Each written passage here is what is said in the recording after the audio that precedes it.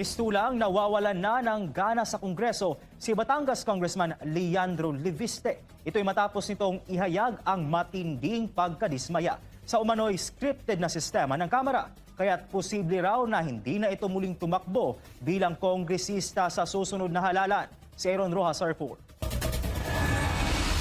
Naglabas ng saloobin si Batangas Congressman Leandro Leviste kaugnay ng kanyang karanasan sa mababang kapulungan ng Kongreso. Ayon sa bagitong mambabatas, tila kontrolado umano ang takbo ng mga diskusyon maging sa committee hearings at plenary sessions kung saan kailangan anyang sumunod sa itinakdang linya o script. Ikinuwento rin ni Leviste ang isang insidente kamakailan kung saan pinatayan siya ng mikropono habang nagsasalita sa plenaryo matapos niyang questionin ang ilang kasamahan sa Kamara. Kailangan mong sumunod sa mga script at kung lumilihis ka sa script, pinapatay ang mikropono. Kaya siguro ang mga iba ay sanay na. Dahil dito, aminado si Leviste na pinag-iisipan na niyang wag nang tumakbo muli bilang congressman sa susunod na eleksyon. Ayon sa kanya, ayaw na rin niyang laging makabangga ang kanyang mga kasamahan sa Kongreso. Pero gusto ko rin naman matuwa ang ibang mga kasamahan ko sa Kongreso.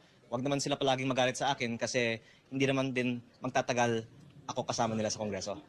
Sa kabila ng kanyang pagkadismaya, nilinaw naman ni Leviste na hindi pa siya tuluyang aalis sa public service. Hindi man niya tinukoy kung anong posisyon ang maaring tahakin sa hinaharap. Umugong naman ang espekulasyon na maari siyang tumakbo sa Senado pagsapit ng 2028. Sa naturang taon, magiging 35 years old na si Leviste, sakto sa minimum age requirement para sa pagkasenador. At posibleng pumalit sa kanyang ina na si Senador Loren Legarda na nasa huling termino na bilang senador. Sa ngayon nakatutok si Leviste sa kanyang distrito sa Batangas. Kamakailan lamang ay nakita rin siyang kasama si Batangas Vice Governor Dodo Mandanas sa pamamahagi ng bigas sa mga residente sa lalawigan. Para sa Diyos at sa Pilipinas kung mahal.